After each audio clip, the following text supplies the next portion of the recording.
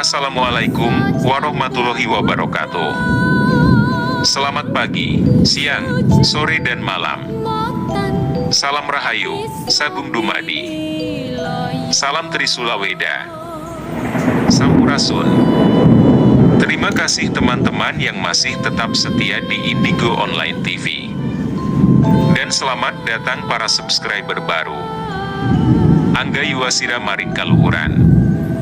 Kali ini admin akan membahas tema tentang Satrio Piningit dan politik Prastalaya. Sang Satrio Piningit pasti belajar dari sejarah Nusantara. Sejarah para raja-raja di Nusantara. Maka belajarlah sejarah. Sebelum sejarah memberimu pelajaran, buanglah keegoisanmu para penguasa, sehatkanlah nalarmu. Politik Prastalaya. Apa itu politik Prastalaya? Mungkin teman-teman masih asing dengan kalimat tersebut. Admin akan modalkan secara sederhana saja. Politik Prastalaya adalah salah satu strategi politik Ratu Sima untuk membangun kebesaran serta kemakmuran kerajaan Kalingga. Prastalaya merupakan gagasan cemerlang perempuan Jawa dalam kebangsaan dan bernegara. Semua kekuatan dikerahkan selagi memberi manfaat untuk kerajaan dan rakyatnya. Artinya dengan kelompok tertentu diadakan kerjasama yang solid, berpihak pada kebijaksanaan dan dasar saling menguntungkan terhadap semua pihak, tanpa terkecuali. Menindas ke bawah, menjilat ke atas, sikut-sikutan kanan dan kiri, juga saling jegal pada masa itu menjadi tidak berlaku. Semua urusan diserahkan kepada ahlinya, tidak dengan dasar kepentingan, demi kemaslahatan secara masyarakat umum. Jika tidak mampu, harus tahu diri.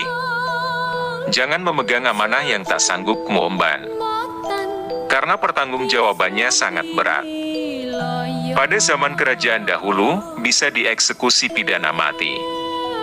Dalam politik Prastalaya, pentingnya menjalin kemesraan, serta melahirkan kesadaran, mengetahui kapasitasnya masing-masing, juga perlu ditumbuhkan di dalam batin pada setiap individu. Malah hal-hal di atas perlu dikedepankan, yaitu rasa tanggung jawab dan sikap amanah. Inilah sejatinya pengamalan manusia yang benar dalam berbangsa, bernegara, bermartabat dan terhormat. Terpujilah orang-orang terpuji. Sosok berikutnya, yang sangat admin kagumi selain Ratu Sima adalah Mawar Hitam penguasa Samudera. Beliau seorang wanita, berkarakter pendekar, kesatria tanpa tanding, sosok terah Jawa berkuasa di Jepara. Beliau adalah istri dari Pangeran Hadirin, yang kuat dalam beragama, namun tidak alergi pada nilai-nilai adat dan budaya. Beliau berjuluk Sang Ratu Kalinyamat. Semua raja di Nusantara segan padanya. Bila mana ada pergolakan yang membahayakan kehidupan rakyat kecil, Sang Ratu Kalinyamat langsung bergegas melerai. Setidaknya Sang Ratu Kalinyamat memiliki puluhan ribu bahkan ratusan ribu pasukan perang, dengan perlengkapan senjata dan kapal-kapal perang yang mutakhir, juga para pelaut yang handal. Pernah suatu ketika, Sultan yang dipertuan di Samudra Pasai diancam oleh Portugis. Penjajah berniat mengadakan kudeta secara terang-terangan. Kemudian sang Sultan meminta bala bantuan Ratu Kalinyamat, sehingga Portugis gentar dan perlu berpikir hingga puluhan kali, bila mana berhadapan dengan pasukan perang Ratu Kalinyamat. Sungguh menakjubkan, bukan? Berulang kali dilakukan percobaan pembunuhan terhadap beliau, tapi selalu gagal. Berkat kecantikan, kecerdasan, kecerdikan, kekayaan dan keberanian Ratu Kalinyamat kala itu selalu dikagum-kagumi oleh para musuh-musuhnya. Saking hebatnya, beliau ini memang sangat fenomena. Pasca runtuhnya kerajaan Demak Bintara, belum pernah ditemukan sosok wanita Jawa yang kedahsyatannya menyerupai ataupun menandingi beliau. Seorang putri Sultan Trenggana ini memang bukan manusia sembarangan. Di kemudian hari sejarah Ratu Kalinyamat menjadi inspirasi bagi Raden Ayu Yuwati, yang lebih masyhur disebut Ratu Ageng Tegalrejo. Beliau adalah istri atau permaisuri dari Pangeran Mangkubumi, yang bergelar Inggih Sampeyan Endalem Hamengkubuana Kaping Setunggal ing Ngayogyakarta. Beliau juga merupakan buyutnya Pangeran Diponegoro. Bila mana pada saat itu Ratu Kalinyamat menghendaki bertahta sekaligus bertitah sebagai penguasa di Nusantara, bukanlah perkara yang sulit. Terlebih dengan sumpah pasukan perangnya yaitu Amurat Ludira. Amurat Ludira artinya, lebih baik bersimbah darah daripada gagal di pertempuran. Slogan dan moto tersebut sudah pasti ditakuti para lawannya, yakni para raja-raja, apalagi bila hanya prajurit biasa. Makna dari Amurat Ludira adalah, bila satu lembar rambut ratu kami jatuh ke bumi, maka kami bumi hanguskan, dan kami tumpas semua musuh ratu kami, hingga ke akar-akarnya. Begitulah sumpah serta amukan bala tentara sang ratu sebelum berperang melawan para musuhnya, sehingga mampu menggetarkan mental siapa saja bahkan sebelum perang terjadi. Namun wanita Jawa yang juga berjuluk Mawar Hitam Penguasa Samudra, itu lebih memilih mengambil bagian sebagai pengaman kerajaan-kerajaan di sepanjang pulau di garis Khatulistiwa. Enggan untuk menumpahkan darah pribumi sebab hasrat akan kekuasaan dan nafsu duniawi yang ingin menjadi orang nomor satu. Meskipun bisa tapi tidak dilakukan beliau. Beliau tidak berwatak rakus. Bahkan sang ratu mengharamkan bala tentaranya menjilat ke atas, di sisi lain menindas ke bawah.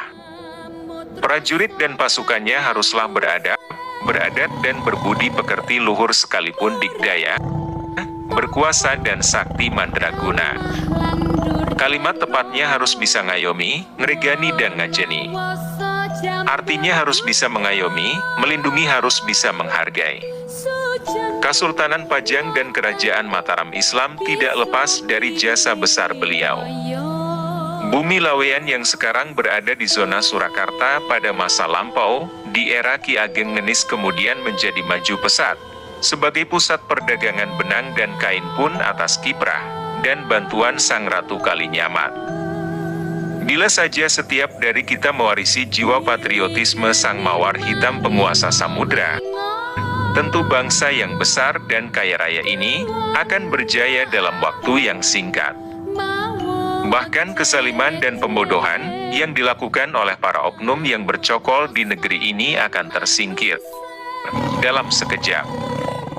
Menuju Indonesia yang gemah ripah loh jinawi, berkah lan subur sarwati nandur. Sungguh saat ini kita tidak butuh apapun, kecuali nalar yang sehat dan kedaulatan dalam berkebangsaan. Buanglah egomu, rendahkan hatimu, bersihkan nuranimu, buanglah iri dengkimu. Ayo sengkuyungan, bergotong royong, bahu-membahu, saling mengokohkan dalam kebaikan menuju bangsa yang besar. Jadilah generasi yang bermartabat, jangan hanya sibuk menjegal dan hobi menghujat. Wayahe tandang gawe, aja mung mikir udele dewe. Salam waras, salam seduluran. Jangan lupa asalmu. Jangan lupa adat istiadatmu. Negara itu dibangun karena bersatu, bukan karena beraku atau karena aku dan keakuan. Saya meyakini bahwa saat kemunculan Satrio Piningit Ratu Adil pasti akan belajar dari sejarah untuk menjadi pemimpin Nusantara yang terbaik. Mungkin ada sejarah yang kita ketahui, atau mungkin saja ada sejarah yang dikaburkan dan ditutup-tutupi bahkan terlupakan. Saya yakin beliau pasti akan mengerti dan mengetahuinya karena mendapat sasmita gaib. Silahkan teman-teman simpulkan masing-masing. Ngaturaken sugeng pinanggihan, tansah rahayu. Liring, sambikala amanggi yuana. Mugi pinayungan maring, ingkang maha agung. Mugi paring basuki yuana. Kebenaran selalu hanya satu. Tapi tak cukup satu jalan dalam mencari kebenaran. Cukup sekian video saya kali ini, semoga bermanfaat dan menambah pengetahuan kita semua. Amin. Saya pamit mohon diri. Assalamualaikum warahmatullahi wabarakatuh. Selamat pagi, siang, sore dan malam. Salam Rahayu, Sagung, Dumadi. Salam Trisula Weda. Sampurasun.